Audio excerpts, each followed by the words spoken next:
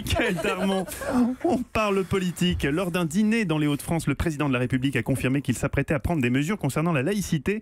Sujet explosif pour les élus locaux de cette région qui ont exprimé leur crainte de voir des listes municipales d'islamistes politiques aux prochaines élections municipales de 2020. Et oui, effectivement, Emmanuel Macron s'exprime rarement sur le sujet, il faut savoir, mais cette fois, il a été ferme sur un point. Il n'y aura pas de concordat avec l'islam, je vous le dis, c'est non, dit-il.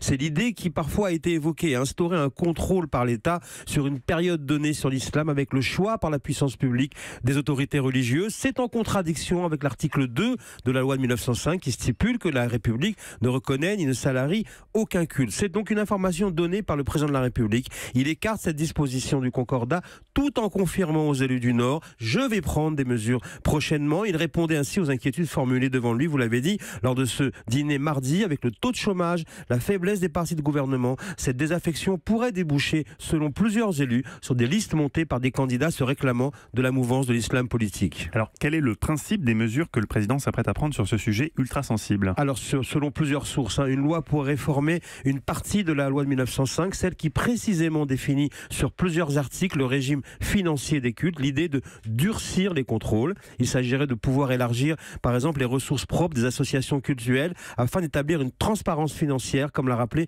le ministère de l'Intérieur il y a quelques jours. Contre certification comptable, avantages fiscaux, les cultes peuvent ainsi pourraient posséder et gérer des immeubles qui sont autant de revenus traçables et contrôlables. Le contrôle des flux financiers, c'est l'axe principal pour organiser l'islam. Europe 1 l'avait révélé début septembre. De son côté, le journal L'Opinion a révélé début novembre des extraits de cet avant-projet de loi pour réformer la loi de 1905. Donc ainsi, à Maubeuge, Emmanuel Macron, sans tambour ni trompette, a confirmé cette direction pour la première fois. Les cultes sont prévenus officieusement et il se prépare à un débat très délicat sur ce sujet début 2019.